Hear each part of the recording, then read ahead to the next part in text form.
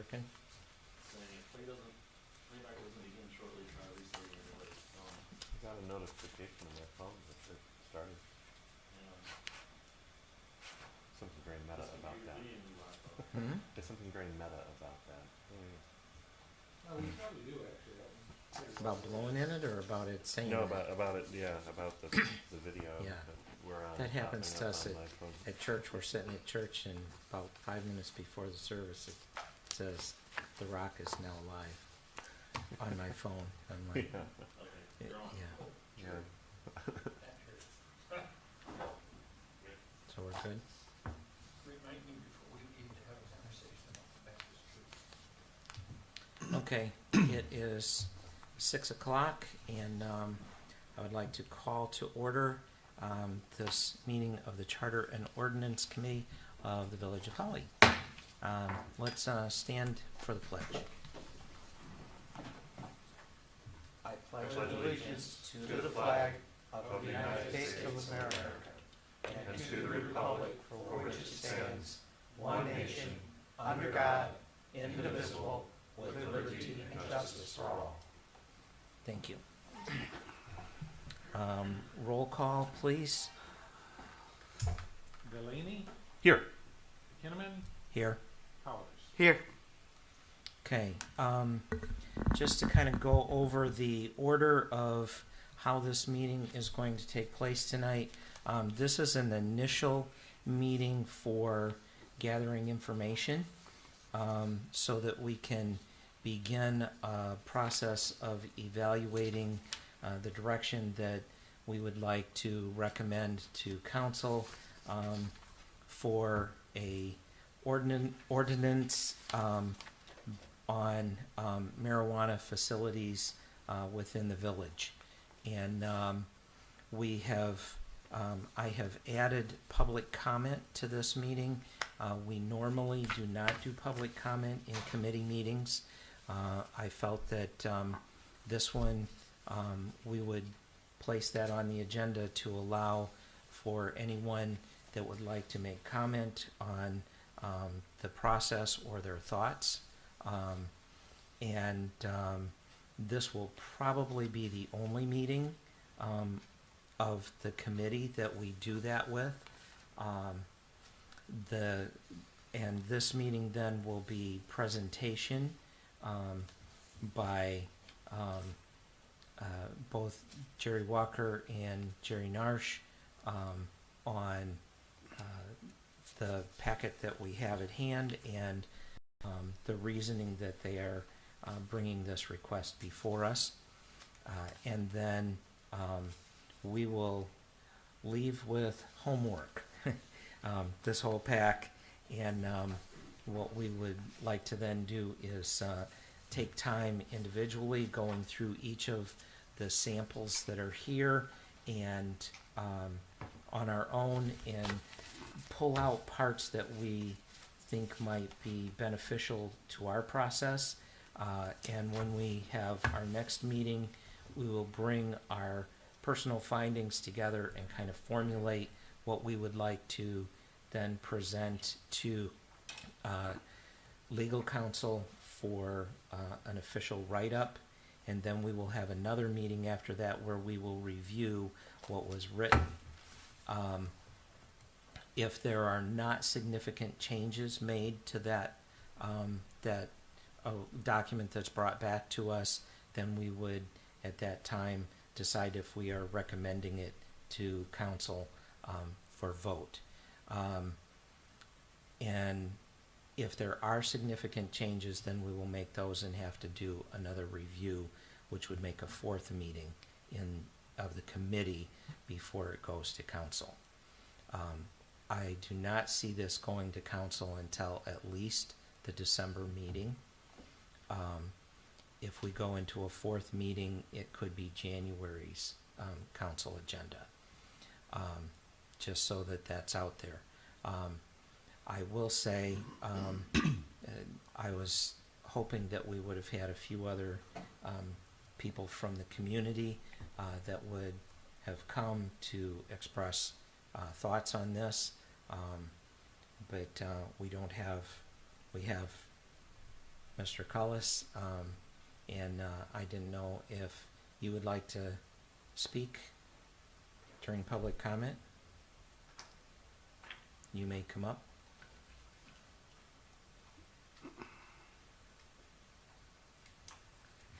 State your name and address for us. George Cullis, Holly Township Supervisor, 601 East Maple Street, and I am a resident of the village. Two things. After the election, when the marijuana mandate was legalized, we all had the option to opt in or opt out, and the township as well as the village opted out. And at that time I said that we know this is coming. I just didn't think at that time Holly needed to be the wild, wild west. We did not have the manpower to enforce these things. The legislature hadn't written a lot of the rules, and here we are 4 years later, 5 years later, and a lot of that has been taken care of. The township is going to be looking at this as well. I think it's important, after several meetings with the Oakland County Association of Township Supervisors, it's very clear that we need to be in front of this, because they have the option of petitioning and enforcing this. And when they do that, then it's kind of a shove it down your throat kind of thing. I did want to mention one thing as I went through the packet. You have the Charter Township of Orion. You have their example of the ordinance number 154. You'll see that they adopted it in November of 2017. They're one of the townships that opted in early. You will also see that it's updated or revised on September 26th of 2019. I know after two conversations I've had with Supervisor Chris Barnett that they are in the process of amending this ordinance due to a couple of things that have come up. So as you go through your process, you may want to reach out to them and perhaps some of the other communities and see if people have amended these, because I know they're in the process. Whether they've done it or not, I'm not sure if it's been to their board meeting and approved, but I know that they have a couple of things that they're amending, and we've been watching that process closely. Thank you. Thank you.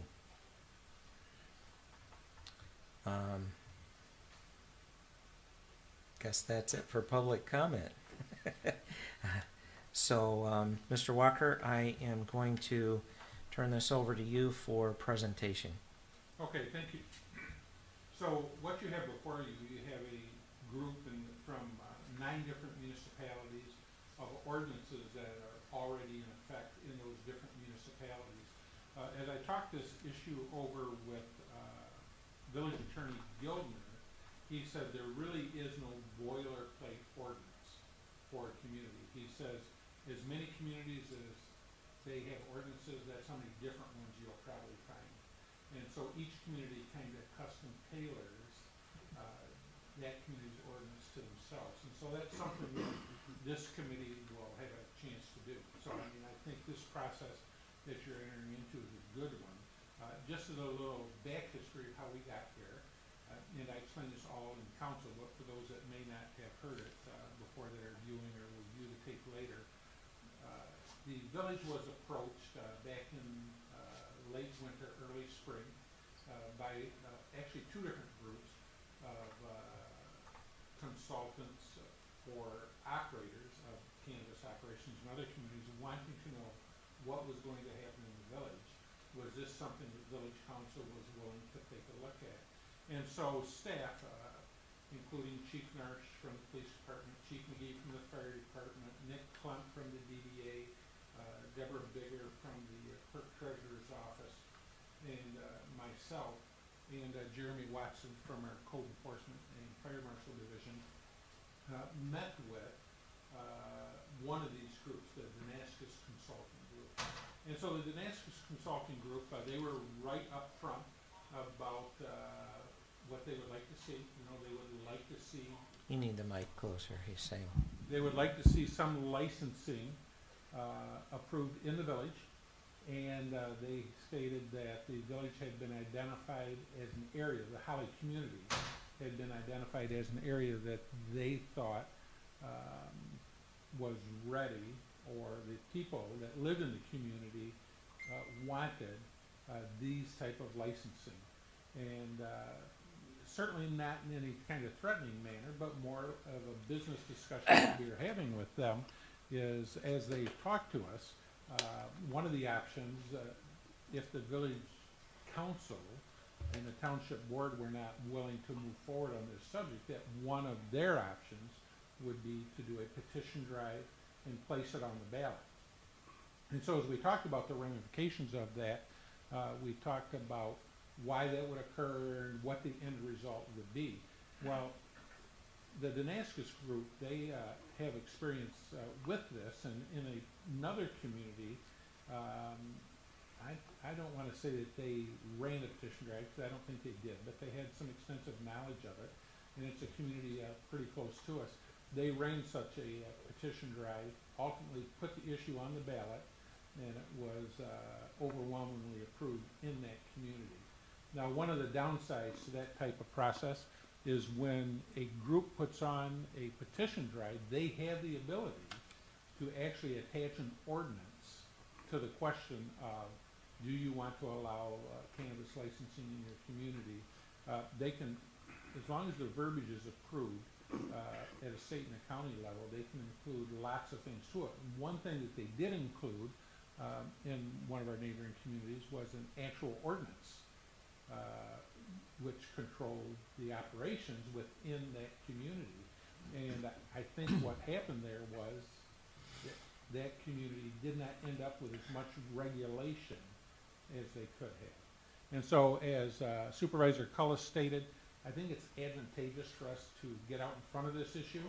As he said, we've had 4 years of history now since it's been legalized in the state, and so some of those questions that were unanswered 4 years ago now are answered, and so we'll have the opportunity to work through that.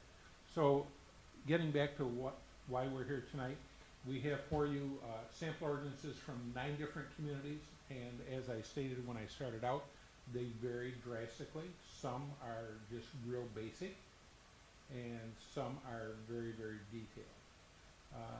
The ordinance towards the back of your packet from the city of Walled Lake is probably over 30 pages long.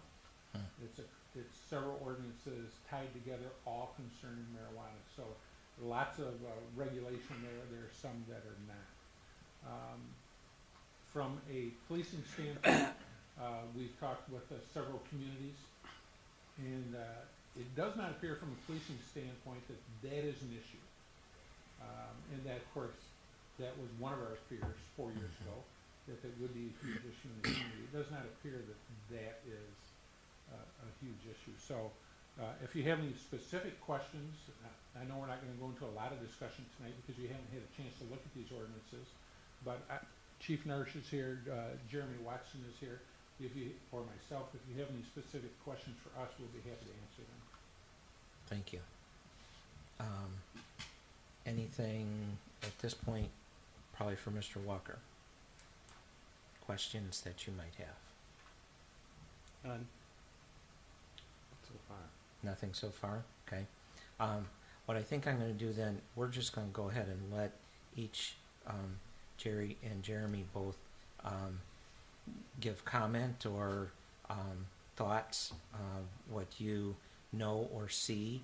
I know that Chief Narsh has experience from Lake Orion in how they have dealt with this and worked on some things, and so I would invite you to speak to that perspective as well as police chief. So I'm going to let Chief Narsh take that a little bit. Thank you, Mr. Kinnaman. So first off, before I switch gears into the Lake Orion part of it, as this started in Lake Orion, when this first began, I was investigating it under the role of the police chief in Lake Orion. And so to concur with Manager Walker's statements of what he's finding today, I found also even today in my same role as police chief today that the issue really wasn't a concern as a law enforcement issue by virtue of the fact that these things clearly have a high profit margin, and are extremely regulated by the state. As a result, it was kind of clear that anyone that was licensed had a motive to do everything within the rules, as they did not want, they can become unlicensed. They can lose that license.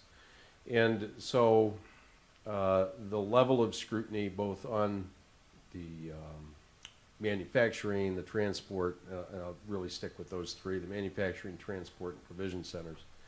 The level of security that is put into these, it was anticipated then and has proven itself now that they are extremely low, low volume, low priority law enforcement issues in the communities they have them.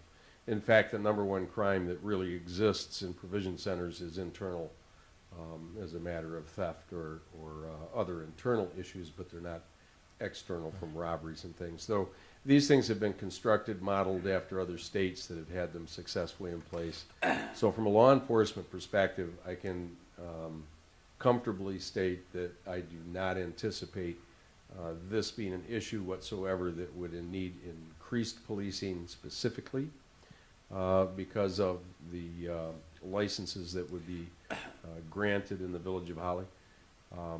They have a intrinsic motive to self-police, and in fact, in most of the cities that I spoke with, the owners and operators work with law enforcement all the time to seek input on how they can work closer together. They understand the issues and the public issues. So that said, that's kind of borne itself out in most of the communities where these exist. And Manager Walker kind of nailed it as far as the issue of opt-in, opt-out, and it was the wise choice, as Supervisor Cullis has stated, is to opt out. At that time, Lara had not regulated the rules for the selection process, and it became clear when I started the process in Lake Orion, it was as police chief, and then when we actually went through the process, it was as an elected council member in that community. So I kind of had an optic from both views. And it was decided at that point, there was a majority on council in that community that wanted to let the public decide. And as one councilman stated, though there were 64%, I believe, was in the village at that time that voted for recreational, they said, do they really then, is there going to have a different opinion if it's in their community? They might have voted on a statewide ballot initiative. And it was literally the same number that turned around and came back in. But that said, the ordinances are attached, are created by those making the petition, and in this case, it was a specific organization, an operation that submitted the petition, got the signatures, and attached the ordinance. You lose certain control that I think is very, very important. That was the trade-off. That ordinance is designed and crafted legally. They do a good job, but at the same time, certainly they're going to put in levels of control that benefit them over what the community may want to look at. So I think even from a law enforcement standard, opting in, knowing that they're coming, greatly gives this council the ability to draft and craft an ordinance that our attorneys and our community is safer with. And on the other end of that, where the lawsuits normally come from these situations for communities that opt in is not so much in the ordinance. So the fear isn't that you're going to craft an ordinance that's going to be litigated.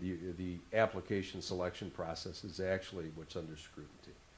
Most of the lawsuits on the communities are as a result of unfair selection process. So that's something that I think you'll find a really good selection, grouping of the selection criteria that is used for a community to pick one licensee applicant over another. And that's where, if there's an unfair, there is a need to treat each applicant exactly the same going forward. This is some things that we learned in that process. If you make a phone call to one, you want to make a phone call to all, and you want to document all communication, all meetings. And if you know you have 5 applicants, whatever you do with one, you do with all. And that limits any exposure or risk, and it mitigates potential for liability. It's almost you use the same language, the same process.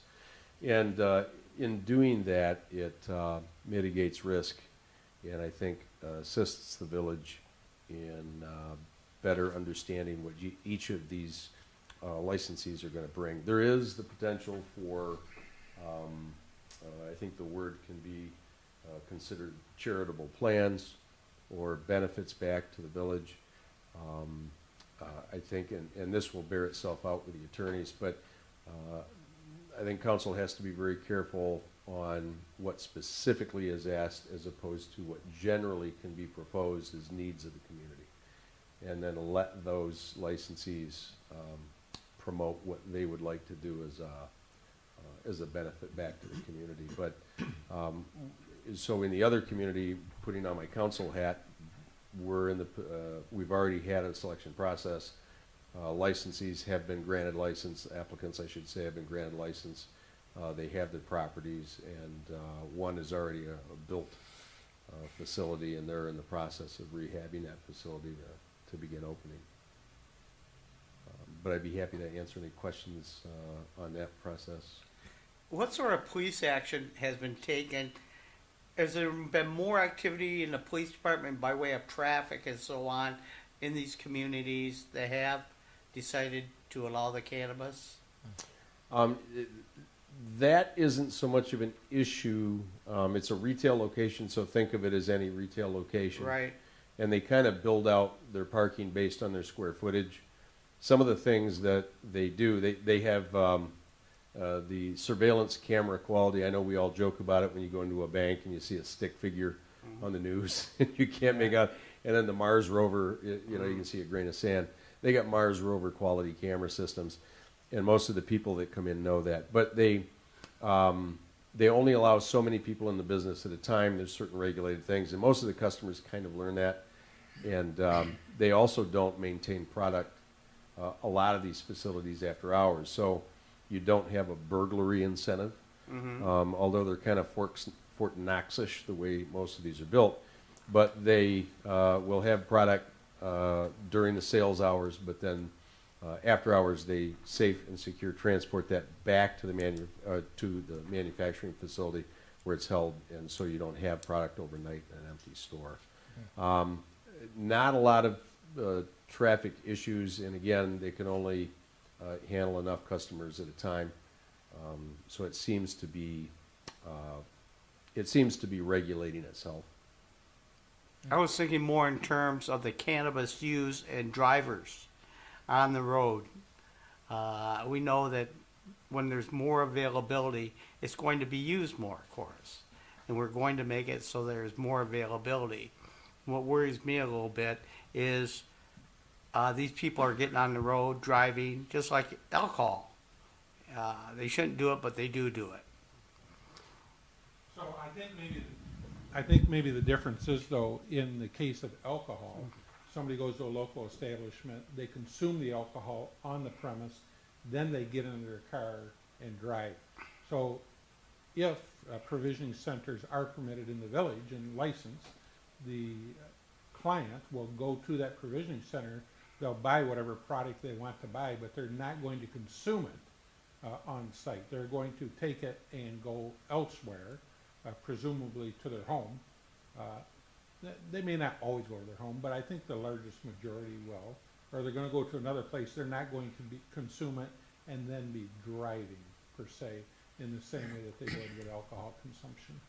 But I have seen that, though, where they consume it in public. I mean, all you have to do is go to the back of the Moose, and there's always someone back there smoking cannabis. But not only the Moose, but there's a lot of locations where you walk into, and the people are in the back or wherever doing the cannabis. It just worries me that we might have to increase our police in order to regulate the traffic, or not regulate the traffic, but the violations that will come as a result of cannabis smoking. Have you found that? Actually, no. And let me qualify this statement. Since medical marijuana first became available, we all know, in fact, it's kind of joked about that everybody at 19 years old suddenly had glaucoma and back problems, but a lot of those cards were issued. And what has begun to happen, then you had what was called caregiver operations or care providers, and they could grow up to 12 plants for 5 people, and that's occurring. It's in Holly. And so this has been around for several years. Now that it's legal, this is a legal product, and it is legal under state law, the same as 21 years old buying a beer. So to a certain extent, the Village of Holly no longer has control over that. It's legal in the state. If it isn't in the village, in a retail, it will be in Grand Blanc. It will be in Holly. It will be. It's going forward. Think of post-prohibition as kind of where we are, because it is the law. It's legal. But at the same time, what we also have is, by virtue of that bill being passed, any resident can grow their own in their homes and in their properties right now. And all across the Village of Holly, every village, city, township in Michigan, you would be shocked how many people in your communities are actually growing their own already. Now, does that change the product that would come out of a store, the number of sales? They're finding no, because people would rather go just purchase it. But it's here, and we find it on occasion, if you notice from the police blotter, that most of our arrests are alcohol related. And our officers are trained in drug detection, and both narcotic and marijuana. And when we find it, we make the arrests. But we're not seeing a massive spike in vehicle operations with marijuana as much as we are still dealing with alcohol. And certainly, if somebody smokes it in the car, it's much easier to spot somebody smoking marijuana in a car as somebody drinking in a car. Right. They roll the windows down, and it's pretty quick. But most people smoke it in their home, and because it's legal, that is something as a state, we're going to have to deal with, and hopefully it's in moderation. But we have not seen a big spike in traffic in Holly that is under the influence of marijuana since the law is passed. Good, thank you. So, you mentioned the idea that they take it elsewhere. It's a purchase, it's a retail location. There is also one option that can be considered in this is, I'm not sure the exact term, but it's like a smoking club or whatever, part of it. Have you seen that? I have not. I did talk to some of the consultants about that. They actually have events where it's statewide. Groups can come in and have an event where they have an outdoor section where they can have different product, try it, and so there's different licenses that are coming with use, specific to use, and those are out there. I would not recommend that personally, and only because it's not that there would be additional crime at the site, but I think it lends itself to automatically people under the influence then getting behind the wheel of a car, because how do you get there? And I don't believe everybody's going to Uber in and out. I think that by itself would create more risk than as opposed to manufacturing or testing or provision. Good. Mr. Delaney, any thoughts or questions with this yet? Not so far, just taking it all in. Okay. So far. Okay. I'm gonna let Mr. Watson have a chance here to kind of give some input as the person who would be tasked with in some role as code enforcer, the process for someone that's seeking a license and all of that, I have a feeling would end up at least starting with you, depending on the way we write ordinances. But you would be probably the front line for some of that. And so I'm interested to hear thoughts from you. Thank you, Mr. Kinnaman. I appreciate that. So as you, I don't know if you are aware, but the state of Michigan has the Bureau of Fire Services. That agency regulates all new construction remodels of those units. So they're going to have to submit a pre-plan as if they would to the Planning Commission to the state of Michigan. Those plans are redundant in safety and for fire and safety, life safety that is, along with what Mr. Chief Narsh was saying with Fort Knox. These facilities are very safe and very thorough on their reviews through the state of Michigan.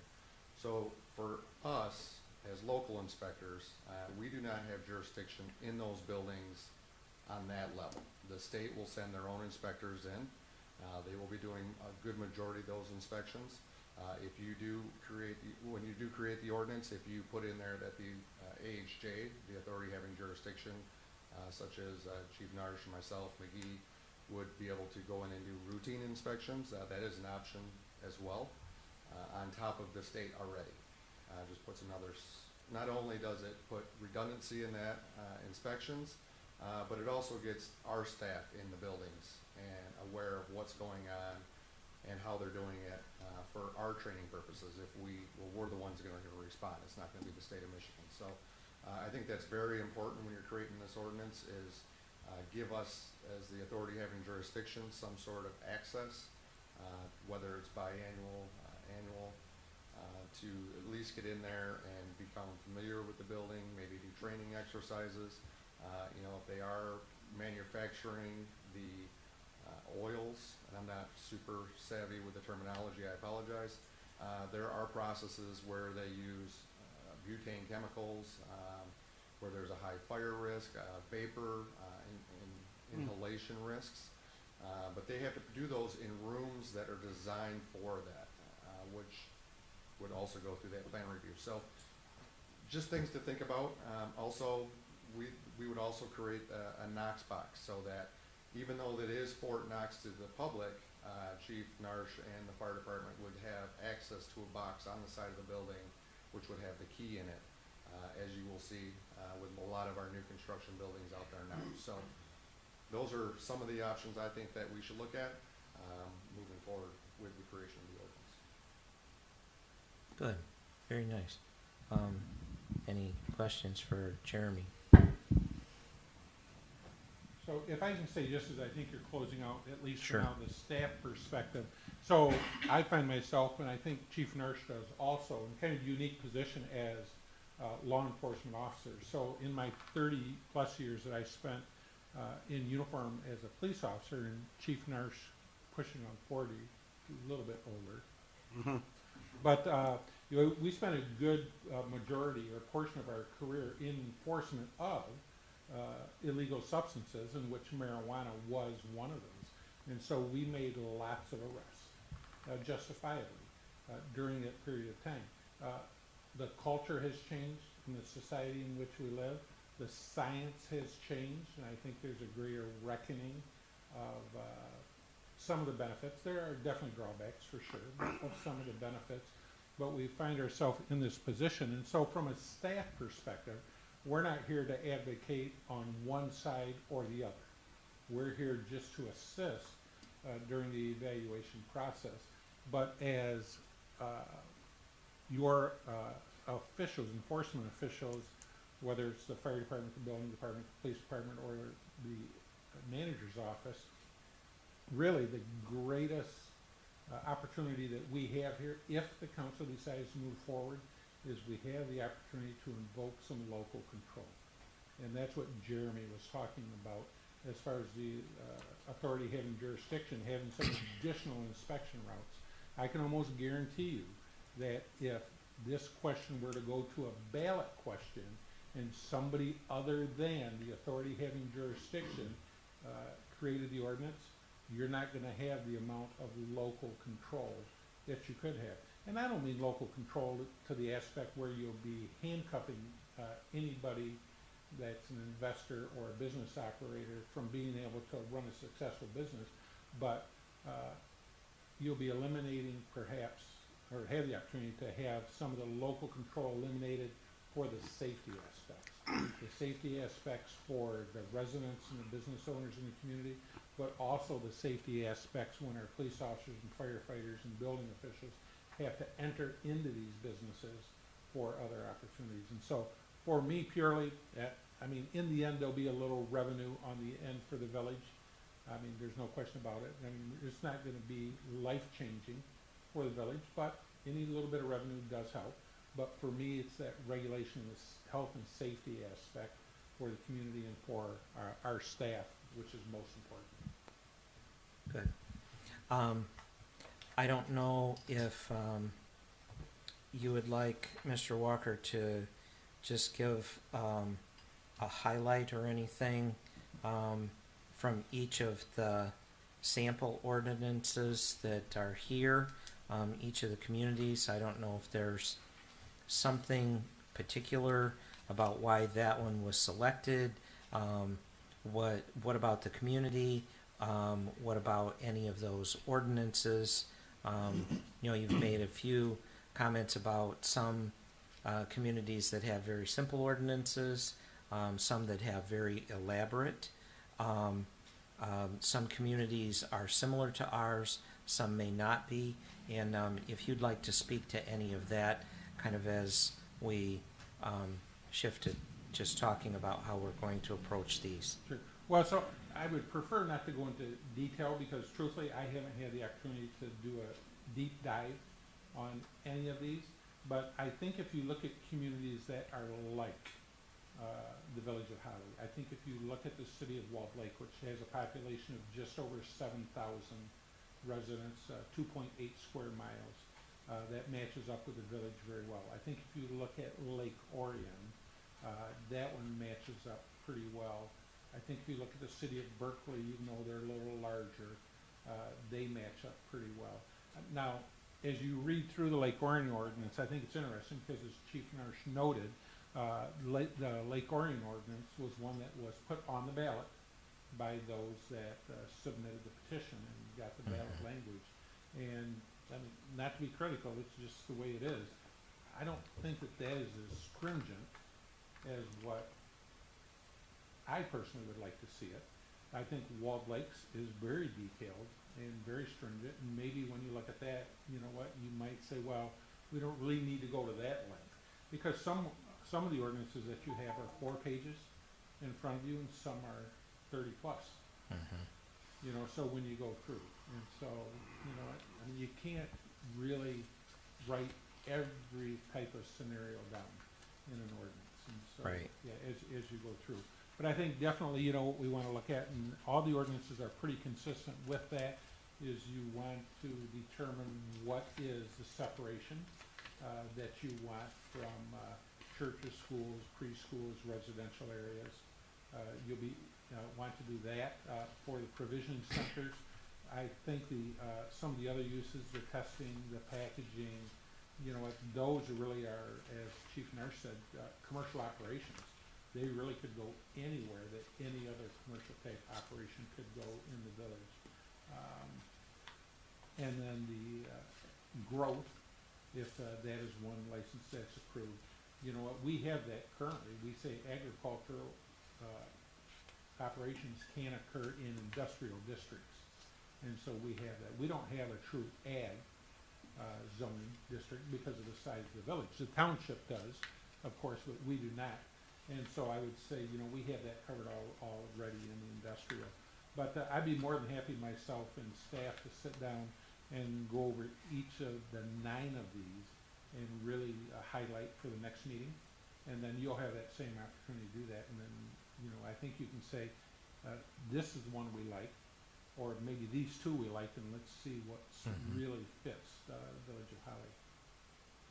Very good. And that is kind of what I would like to recommend as our next step then, is that we will take this nice little stack of papers and become very immersed in the governance of cannabis, and see, look for things, as Mr. Walker said, whole ordinances that may have a feel that we like.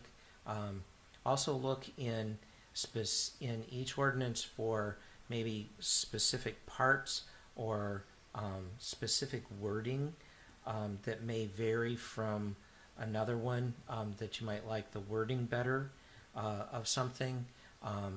Look at, I think we want to be looking at how they address locations and numbers, and how they do their selection process. So I think those are some of the key things that I think we're going to want to be looking through these for as ideas. And if you've got something else that comes to mind other than something you see in here, please jot that down as well.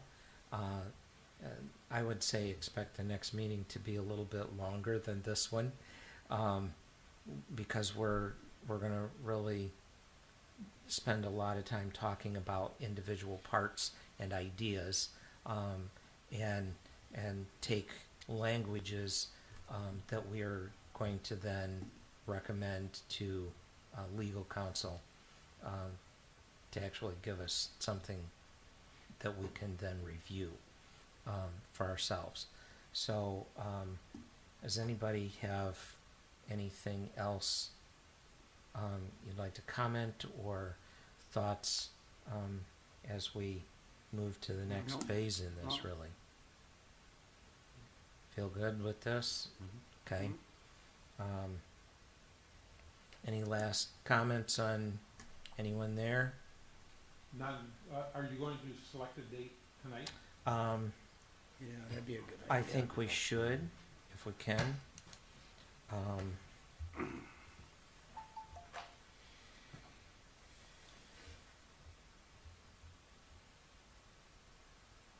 I know it gets to be a little bit of a challenge to use this room for every one of, those meetings. There are lots of other things that take place here.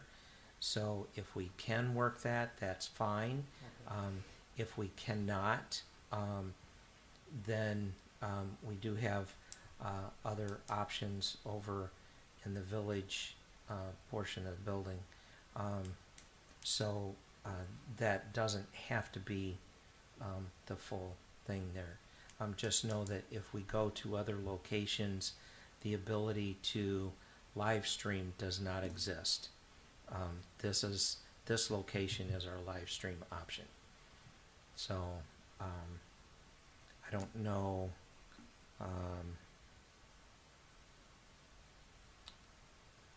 So I think the live streaming as much as possible is an excellent idea. It gives those who are not able to attend the meetings for whatever reason the opportunity to view them later. I mean, one option I suppose would be if you wanted to pick a meeting, and I'll just pick a date, but it doesn't have to be this one. The 19th, we could use the 18th as a fallback date. And if this room were not available on the 19th, then we could go to the 18th. Or the same with the 26th and 25th, but I just throw those out. If we select that way, then Right. We can post those correctly. You're talking this month, right? Yes. Yes. So my question as we start then is, do you want 2 weeks or do you want 3 weeks to review your packet? 2 weeks is fine. You think 2 weeks?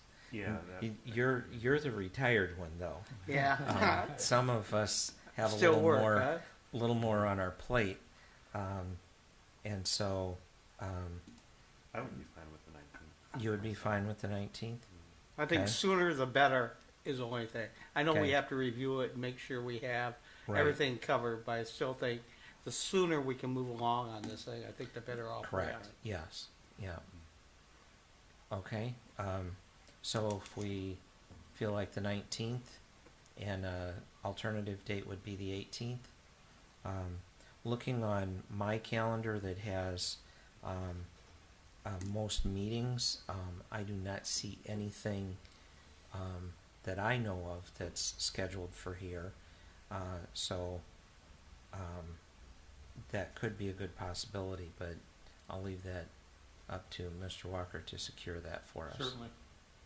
I'm clear on that date. Okay.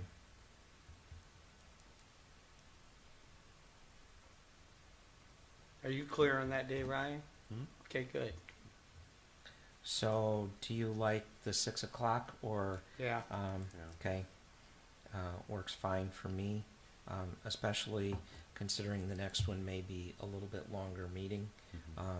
The earlier start might be beneficial, okay? So, you'll work on the 19th for us? I will. Okay. If the 19th is not available, I will check on the 18th and then schedule one of those. If for some reason it's not available the 18th or the 19th, we'll stick with the 19th and just schedule it at the village office Great. meeting room. Okay, and just a comment to anyone who watches this online, the community we are encouraging to be here.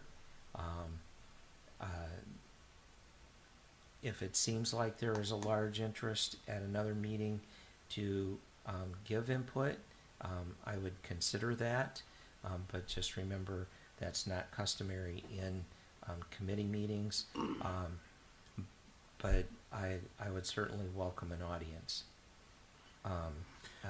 to be present. If we have nothing else, I would move to adjourn. Second. Okay? So Cool. at 6:47, we are adjourned. Good. Thank you. A little homework.